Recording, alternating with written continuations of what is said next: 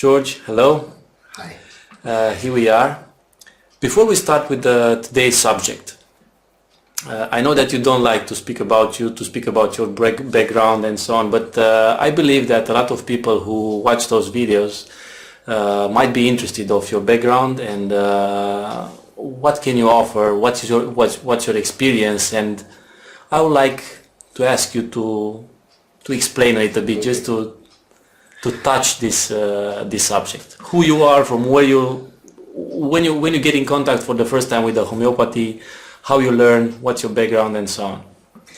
So first of all, you're right. I don't like to speak too much about myself and about my background. Anyway, I finished the medical school, and during my studies, I also learned acupuncture. Then I was a general practitioner in a very nice place in the mountains with a large community. At the beginning there were 5,000 people in that community, from kids to old people. And that was an amazing experience as a general practitioner. 24 hours a day, 7 days a week. So that was the opportunity to learn and medicine in general, and also to learn how to behave, I hope, with people in a community. Okay, then in all this time I practiced acupuncture. In 90s, at the beginning of 90s, I start studying homeopathy. I have to recognize that I had a short period where I studied anthroposophical medicine, and even I follow a course in Arlesheim, which is a nice place in Swiss, where is a famous seminar of anthroposophical medicine. Then I came back, and I had a 3 years period in a hospital of alternative medicine, and I work homeopathy, anthroposophical medicine, acupuncture, and then I gave up that place and I came here in Timișoara to open my own practice. Meanwhile, I reach, let's say, the grades of medical school. I became a specialist in 91, and primary doctor, we have this name. It's something equivalent with the Oberarzt in German, which is the highest degree in general practitioner in 95, 96. Okay, and then I practice almost exclusively homeopathy here in this office, 20 years already.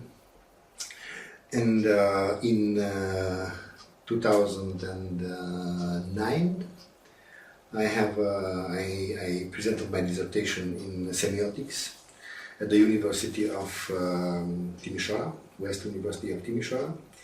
It was not in the medical school, but it was, I hope so, a serious work in semiotics from a philosophical point of view, because the degree was in the University of Philosophy University. And meanwhile, okay, you saw. What I think, okay, the most important thing is that I had the chance to work for some years with my professor Bungețeanu, beloved Professor Bungețeanu, and as a editor, first secondary editor, and then chief editor of the Romanian Journal of Homeopathy. And with the Professor Bungețeanu I studied materia medica a lot, hours and hours, years and years, and the result of that study was the first volume of Materia Medica Clinica, then and the preparation of the second volume, which is still in work, because I hope I will finish it. of materia medica. So that was one of my greatest chance of me. Also, I was in many, let's say, congresses, seminars, and then I started to teach. And I teach homeopathy for 10 years. That's my background. But actually, I think the most important background is that my chance, or my destiny, I don't know, is to see every day 30, 40 patients a day for 20 years. I don't know how. I didn't make any advertising in newspapers. Can you imagine that in the first 4 or 5 years, I even didn't have an announcement outside. So, and people came like that. I know you from 7 years, 8 years, maybe, yeah. And you have right. I heard about you from people. Word of mouth, let's say, yeah, from people who was here and they did well after they talked with you and after they. You know what's funny? And you were many times here, and you know what's funny? Funny is that some people don't come to me because I'm a homeopath. Just they come here just because some other people have had results. And for this reason, and for another reason, which I will explain later, and this is one point of mine, and for this reason you will see a lot of, let's say, poor people, or people from the villages, kids, not only intellectuals and not only educated people here in the office. They come spontaneously, or they come by mouth to yeah. And this is one reason.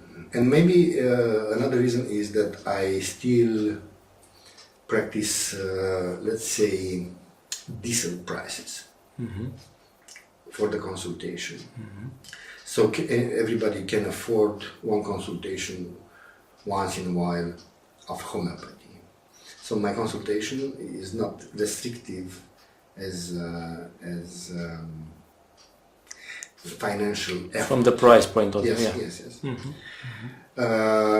Anyway, I'm very happy with this kind of practice, and maybe because I see many patients, this is the reason why I start to work faster. Not very fast, but faster, a little bit faster. Okay. Okay, George. Thank you. In the first part, when you present your intention to start online courses for homeopaths, for homeopathy, you spoke about the kind of practice, the style that you practice. My question to you is, how does your style fit in the principles of homeopathy? Can you explain a little bit your style linked with the principles of homeopathy? Yeah. Okay. First of all, what I want to say is that I'm quite, let's say, comfortable to recognize myself a homeopath. A homeopath. Not a half homeopath, but a homeopath. And this is because I'm practicing, let's say, 99% of my prescription are homeopathy. And sometimes maybe I use acupuncture, and almost never I prescribe allopathy. So, and for being a homeopath, I think you have to respect the two basic principles and undisputed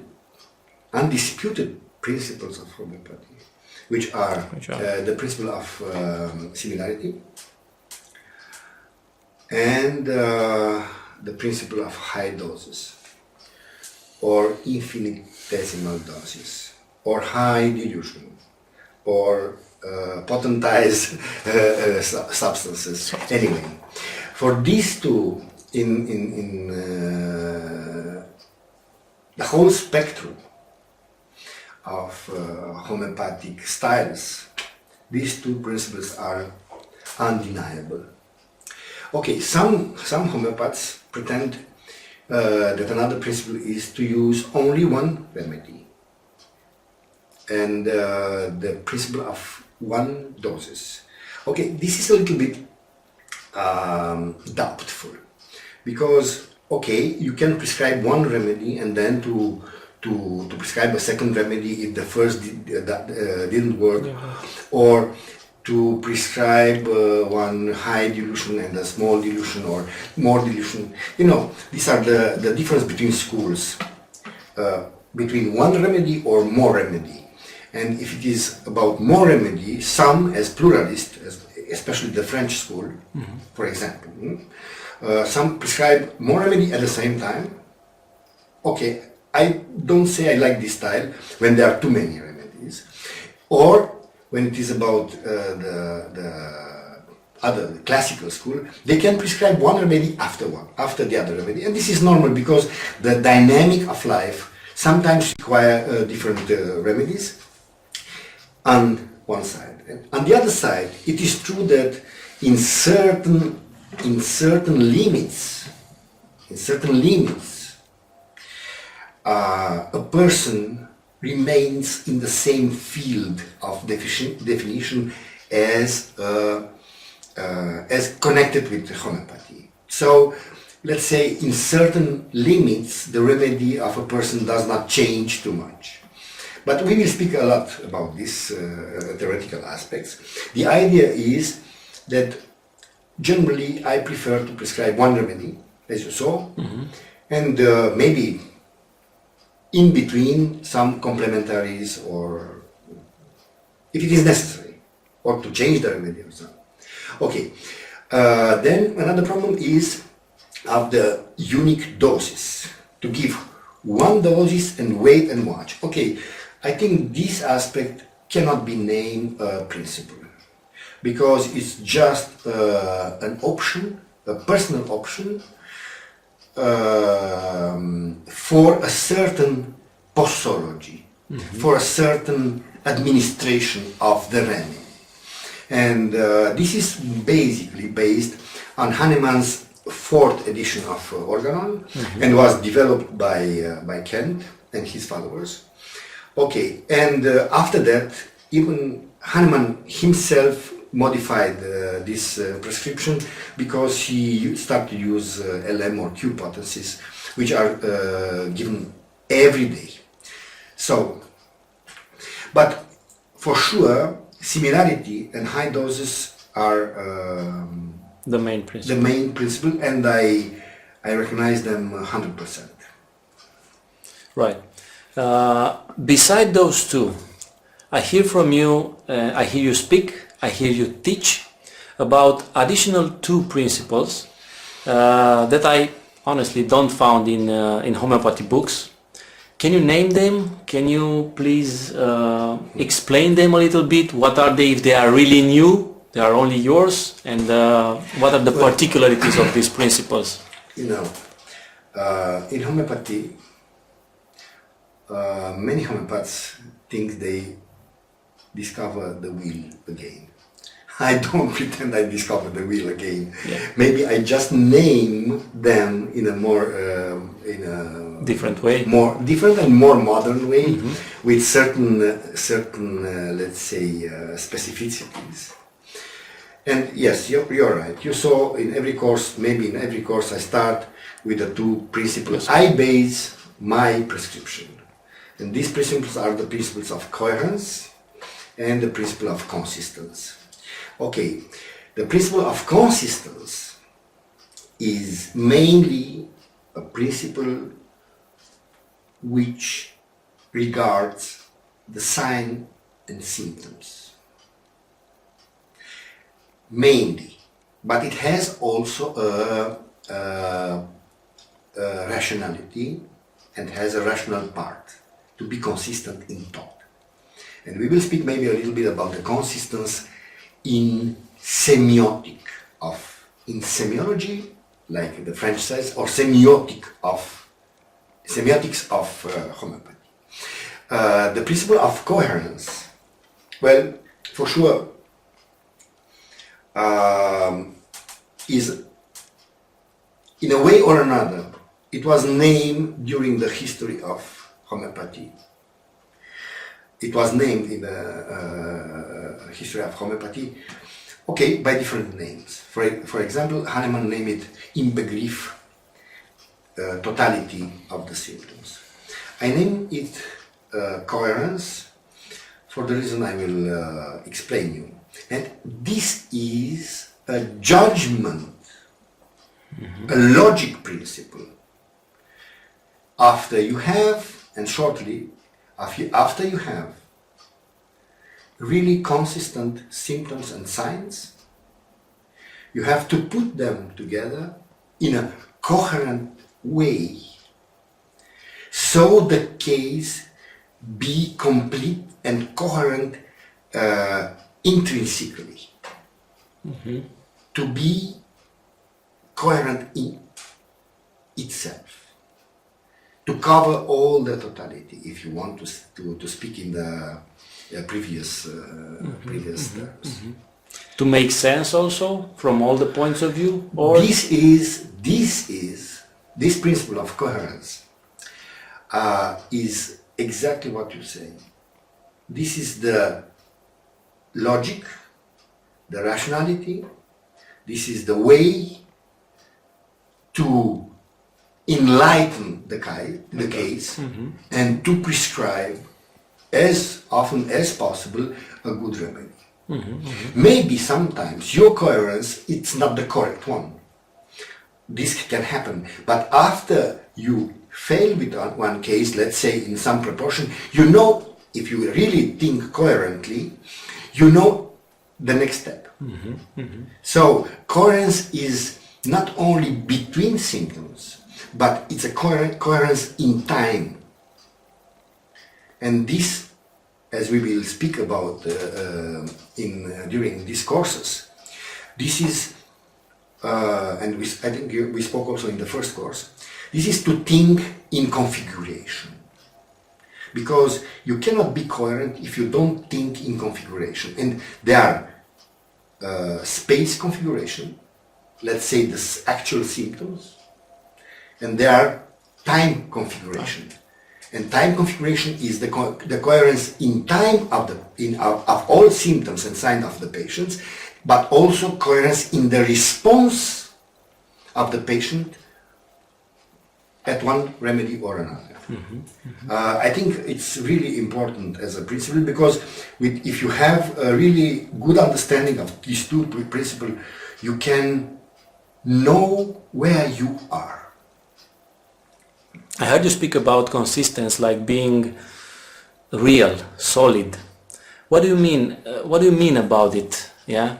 What do you really mean about it? And the question is, the verbal symptoms are not consistent?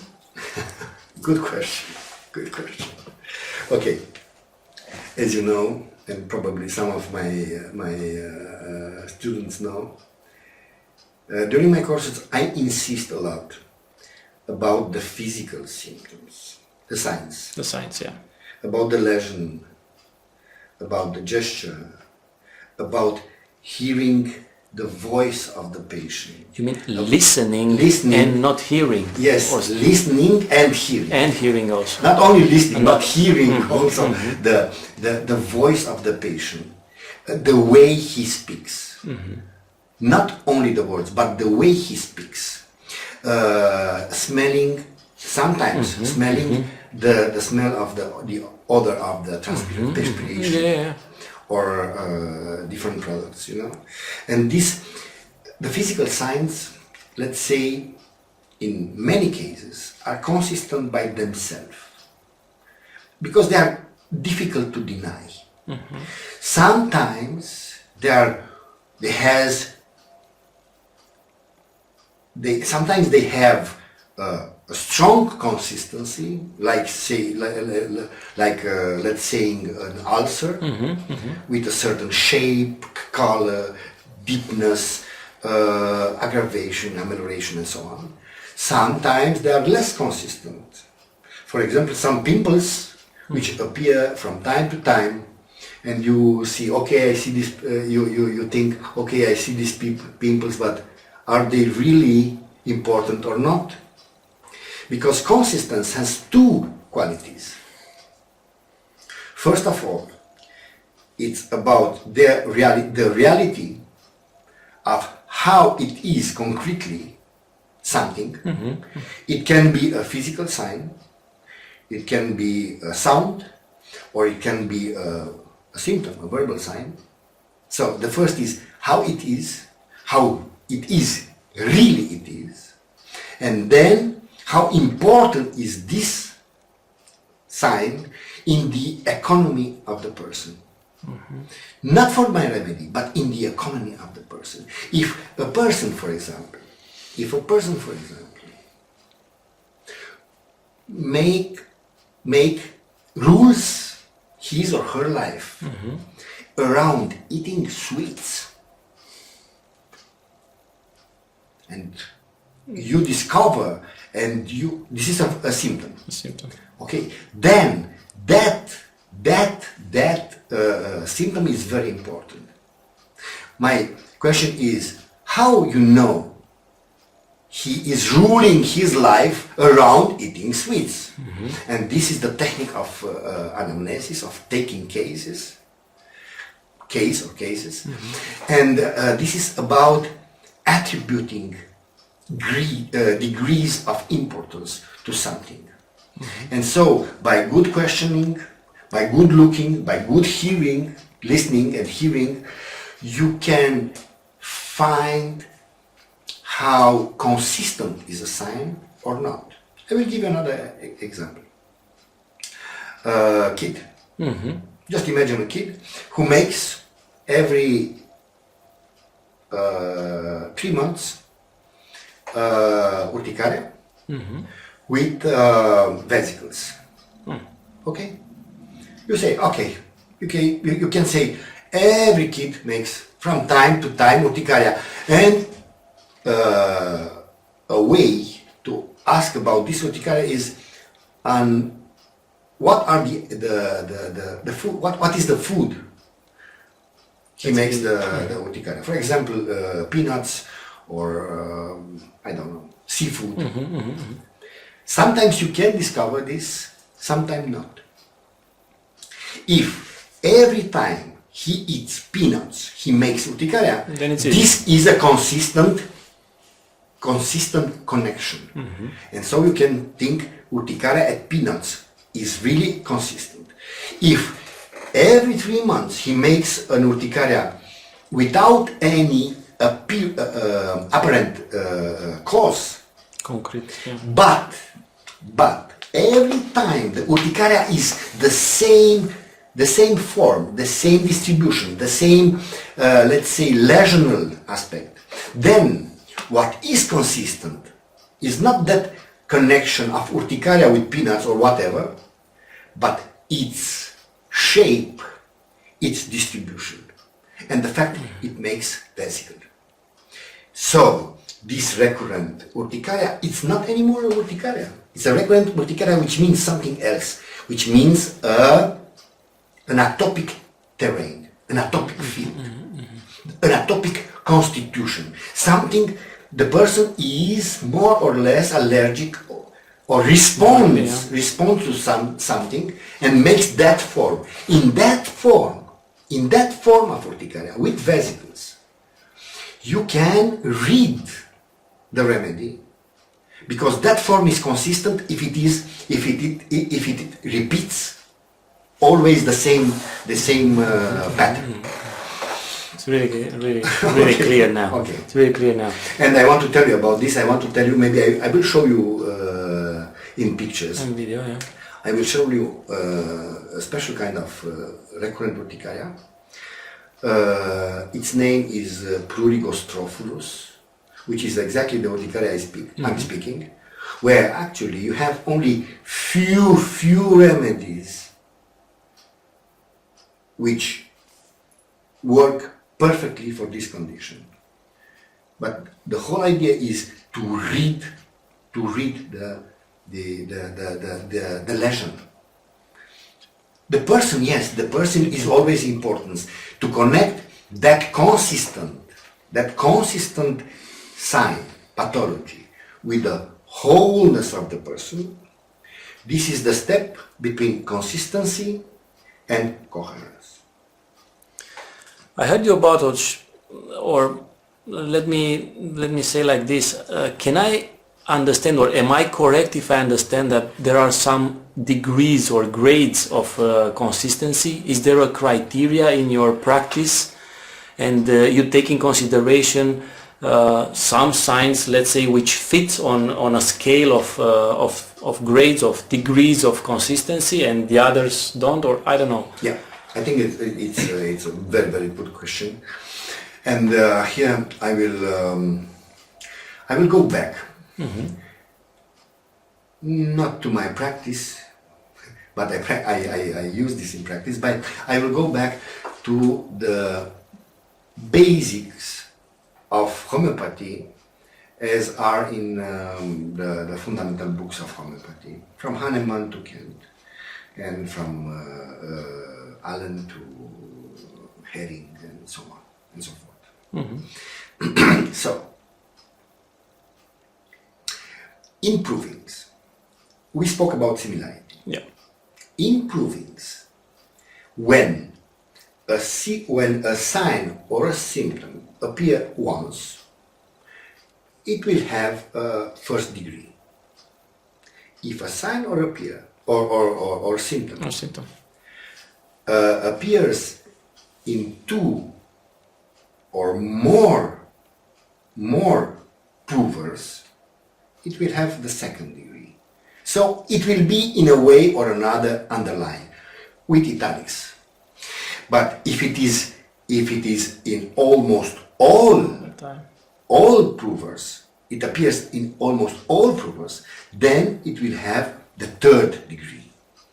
Mm-hmm. So, and these degrees, it's about the power of the substance to provoke a certain sign or symptom. The power of the symptom. So, for sure, when you see in image a patient and you have a sign or symptom which is very, very strong, which is permanent, which is characteristic and peculiar, and specific for himself, this will have a strong degree of consistency. For all homeopaths, and mostly for those who have some experience, and I will give you the example of today. This is something which works almost automatically. The difference between allopathy and homeopathy is that the allopathy is a discipline of statistics, mm-hmm. of generalities and statistics. You need 3, 4, 5 symptoms of the same kind to decide for a disease. Mm-hmm. The aim of allopathy is to name as a diagnosis diseases. Okay, on the reverse, homeopathy is looking for those exceptional symptoms or signs which make the difference between one individuals and the majority of others. Mm-hmm. So it's a famous paragraph in Organon, and I think every homeopath knows that the homeopathic symptoms, signs, are those who are peculiar, specific, characteristic. Yes, and these are degrees in different point of views. Yes, of this, let's say, exceptionality, exception part of the homeopathic symptoms. So what we look for strange, for unusual, for rare, Yes. But in the same time, we look for those things who can rule the life of a person. I will give you an example. We have this example of the girl who is completely attached to the mother of almost 3 years. Yeah. And you told me something strange today. She likes nuts. Yeah. Yeah? All kind of. All kind of them. And I said, okay, this is peculiar. This is peculiar because kids who likes sweets, many. Who likes different kind of food, okay, chocolate, pudding and ice cream. Yeah. But nuts are very rich in oil. And this, maybe you will not find in the repertory or in the provings a child who loves nuts. But maybe you can find children who loves greasy stuff, greasy food, like let's say fat. Yeah. And for this you have a rubric, and this is very, very peculiar. So this is the particular thing that you have to be aware of, Yes. and then measure the degree and see if this is fit to You cannot measure the degree. You attribute. attribute it. Yes, this is the so right. This is to attribute a degree of importance. Is to see how consistent it is, and it's a part of the homeopathic mind. This is something the homeopath must train himself, because it's about training. Must train himself to observe, to realize, and to find out. Okay. Okay. About the principle of coherence, let's say, this sounds good, sounds very good, but it's still theoretical. Can you come up with, let's say, with an example specific which will highlight the principle of coherence? Yeah, I think yes, we can. Okay, I can give you a lot of examples. Actually, in a good homeopathy, every single patient is an example of coherence. This is how we should do homeopathy. But sometimes the results are not so strong, and we have to remake all our thinking. But just imagine something. Imagine a kid of, let's say, calcarea carbonica. I think everybody which practice homeopathy or is even a student of homeopathy will have an image about calcarea carbonica. How you define calcarea carbonica? Actually, calcarea carbonica is a name, in the same time, a name of a substance, calcarea carbonica, but from a nosological point of view, calcarea carbonica as a disease does not exist. Anyway, this is very interesting. You have a syndrome or more syndromes, which means collection of signs and symptoms of calcarea carbonica. Attached to them. Yes. Let's say, what do you need to prescribe calcarea carbonica? Basically, a kid who is more or less round. Sometimes he can be flabby, sometimes not very. Sometimes he can be, let's say, slow, sometimes not. But for those who has a little bit of experience, they know that calcarea carbonica has some basic, really important signs, Specific. like hands. Calcarea carbonica hands, carbonic hands, cannot be confused with the sulfuric hands. For those who knows how they are. That means wet and cold toward the fingers. The fingers. At the tip. At the end, Yes. At the edge. At the edge, at the end of at the tip of the fingers. And that's a certain sensation you have when you touch their hands. Then, okay, many homeopaths know that calcarea carbonica is perspiring a lot. The question is when. And some calcarea carbonica perspire a lot during the whole day when they are decompensated. Sometimes not. They perspire when and how. They perspire at the neck, the back of the head and neck, mostly in the first part of the sleep. Okay, calcarea carbonica is not the only remedy, but you see, this is the way, you can imagine, this is the way we increase the coherence. So you have a flabby kid, a little bit slow, more or less shy, with wet hands, perspiring at the neck, back of the head and neck. And from a mental point of view, everybody knows about the fears of calcarea.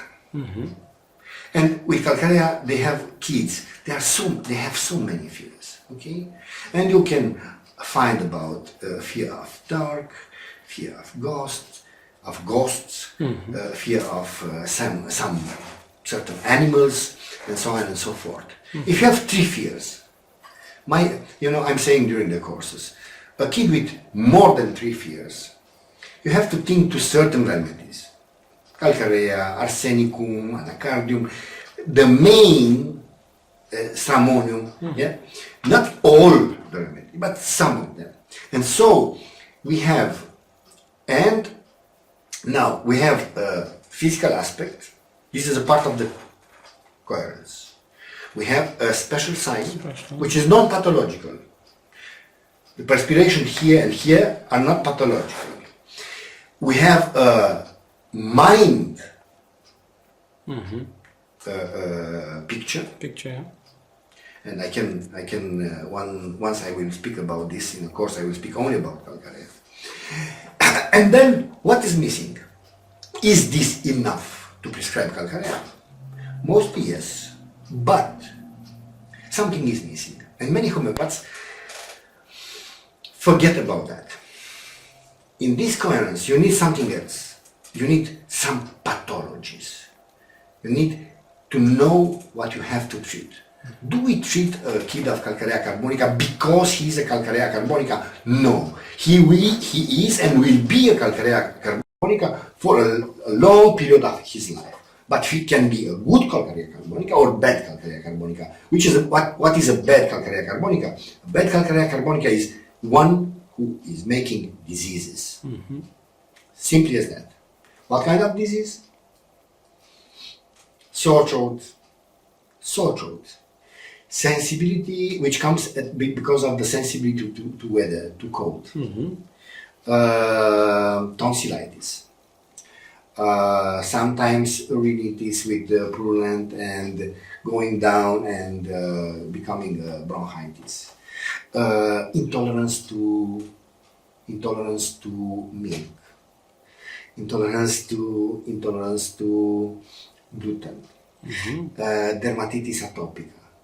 All these things are, let's say, pathological things which can be associated with calcarea carbonica, and I think they are important. And you have something else. If you go further, because now you have the syndrome of calcarea carbonica, which can be applied in different diseases, but you have something else, and this will be a golden sign. You ask the kid or the mother, okay, did the kid ever complain of pain in bones or pain in limbs? And sometimes the mother says, oh, doctor, how did you know?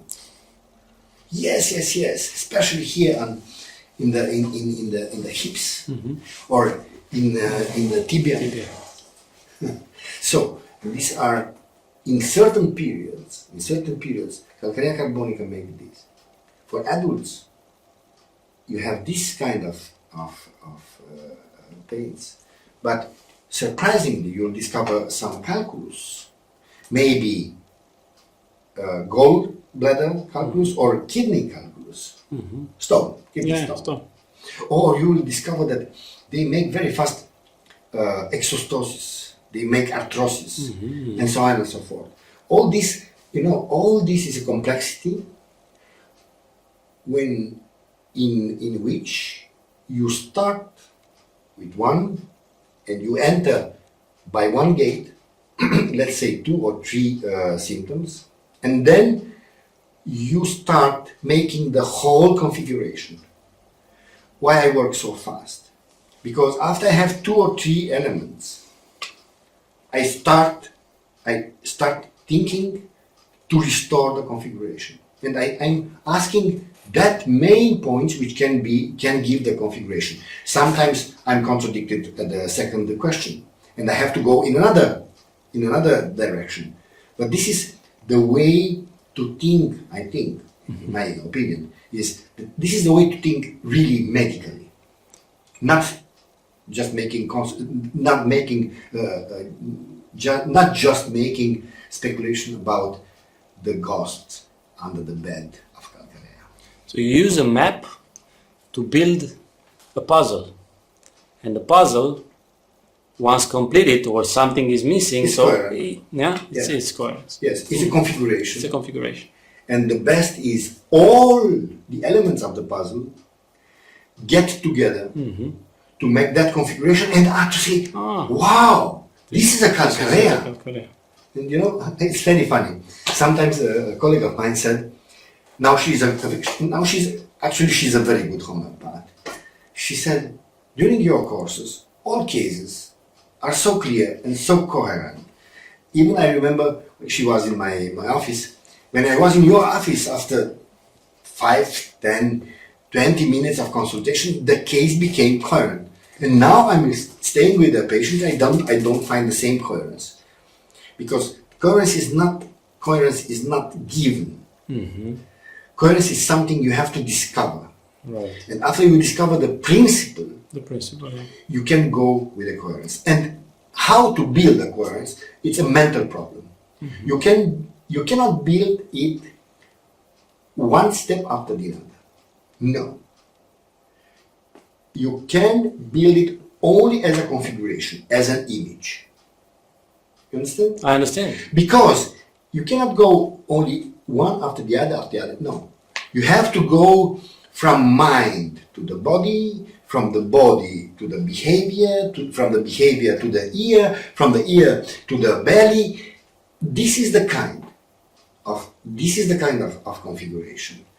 And many homeopaths, for example, are against a direct question. Okay, generally I agree with them. But when you have 80%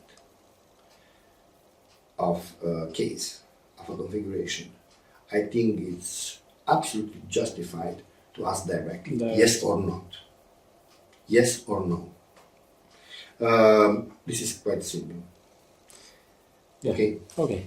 Thank you very much, George. We're looking forward for the other courses inside the members area. Okay. I will show you. Probably I will show you some picture, and maybe the same way we show in the course in Romania. In Romania, yeah. Because that's interesting something there. From that coherence, which is based mainly on consistent science, you can go further and discover subtleties. Do you remember that kid when he went toward me because he wanted something, but in the same time he was attached to his mother, and he was pendulating as a pendulum between me and his mother, because between his wish and his irresolution to separate from the mother. These are subtle things, and you have to observe this. Okay, for allopathy, they doesn't mean too much, maybe. Doesn't have any significance. But for homeopathy, yes. And this is the inner atmosphere of the remedy. And sometimes remedies looks like very close. and you have to know also this subtle science to make the difference. But we'll speak about this during the courses. Okay, George. Thank you very much. Thank I'm you looking very for much the other also. for the other courses. Thank you. Thank you.